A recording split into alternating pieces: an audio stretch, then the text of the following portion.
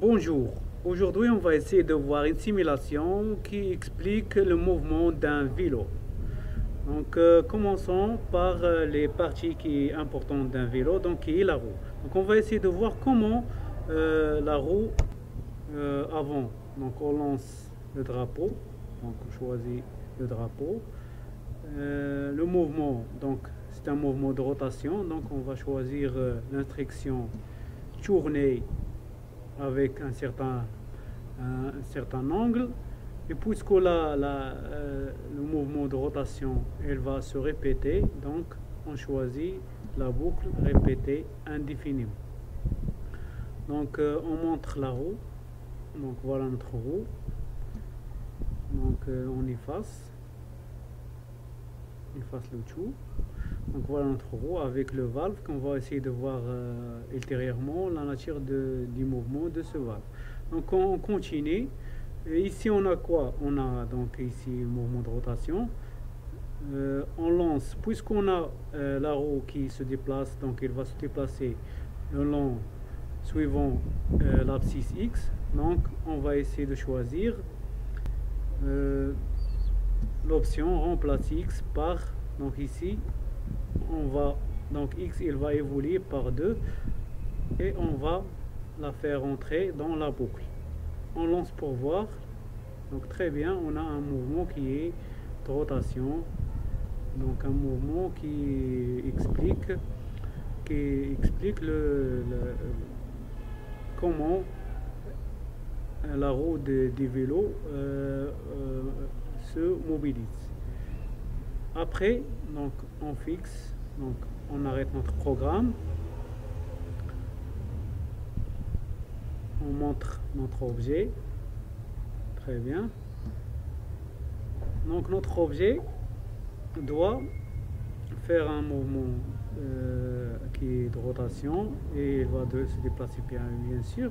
Donc pour bien voir notre mouvement, on va choisir pour le faire ralentir, attendre, donc l'option attendre 0, par exemple 4 secondes, 0,4 secondes. Donc ici on aura un mouvement qui est un petit peu ralenti, donc c'est bien. Donc 0,1 ce sera mieux, donc il sera, voilà, très bien.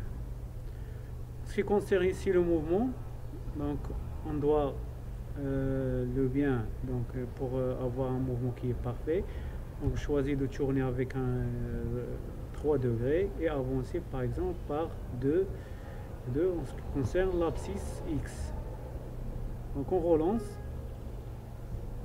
bien sûr, puisque le mouvement elle va commencer d'ici, ou par exemple ici, on va imposer au l'étain de venir ici pour commencer notre mouvement. Donc ici on va imposer après le drapeau, glisser en une seconde vers où aller A, et on entre par exemple l'abscisse moins 240 qui est ici, donc moins 240 et moins 80, moins 100 par exemple, moins 240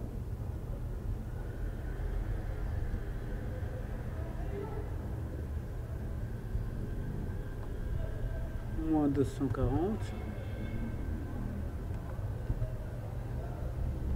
et moins, donc moins 240, moins 45, c'est la même chose, moins 100.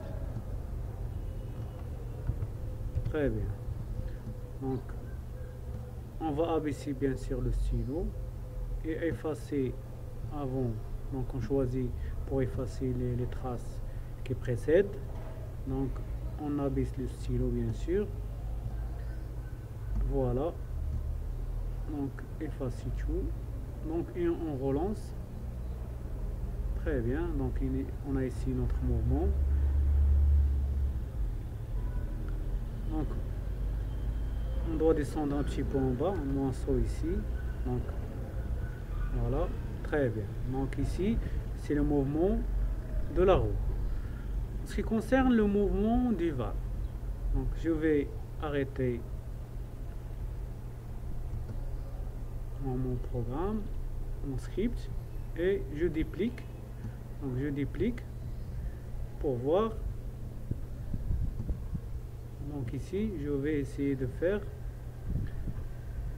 Je vais effacer le tout et juste laisser le valve pour bien voir la nature de mouvement de cette partie qui est le valve. Donc on efface le tout.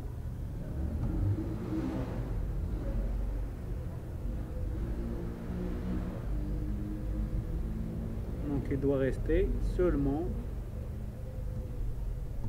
le valve.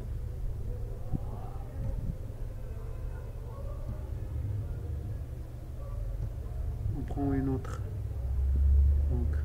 dimension, une autre taille. Voilà. Et là, ici on a notre valve qui est ici. OK. Très bien. Le script, puisque j'ai dupliqué mon objet qui est 4, donc j'ai le même script, mais je vais faire un petit changement ici, en ce qui concerne l'état initial. Elle va commencer par exemple ici, donc notre valve va commencer son mouvement ici, donc je vais faire entrer l'abscisse, les coordonnées moins 39, 33, moins 39, moins 39 ou moins 37, c'est la même chose, et ici 33 pour Y. Et pour avoir la trace de mon valve, je vais choisir l'option estomper. Donc on relance le tout pour voir notre programme. Voilà, on voit bien le mouvement des valves qui est un mouvement qui est l'association de deux mouvements hélicoïdal. Donc c'est un mouvement hélicoïdal qui chine. Donc un mouvement de rotation et un mouvement de translation rectiligne, ça nous donne un mouvement qui est hélicoïdal. En ce qui concerne le mouvement, donc on relance plein écran. Le mouvement de l'axe de la roue, donc c'est un mouvement qui est bien sûr rectiligne. Donc juste pour parfaire notre simulation, je vais essayer de synchroniser la position du valve et la position bien sûr donc on ferme, donc on pose, on arrête. Donc ici je vais faire tourner la roue un petit peu pour avoir la même position que mon valve, pour voir très bien.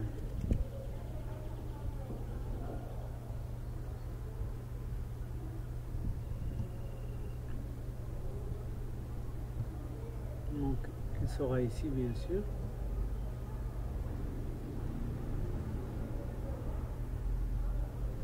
Pourquoi pas, je vais faire tourner par exemple le valve pour le voir en même position que la roue qui est ici. Donc on aura comme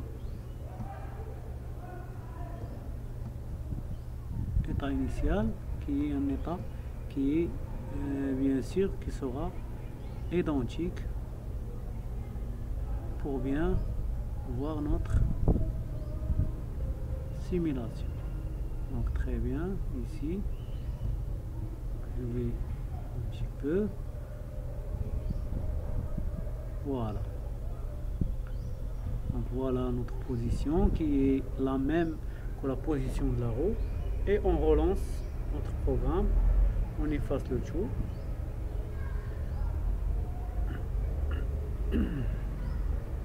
On lance notre programme. Voilà. Et plein écran.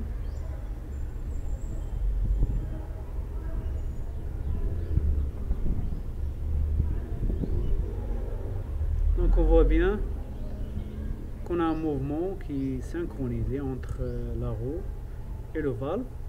Et on voit bien les types de mouvements qu'on a sur la roue du vélo. Donc je vous remercie de votre attention et on se voit dans une autre vidéo. Merci.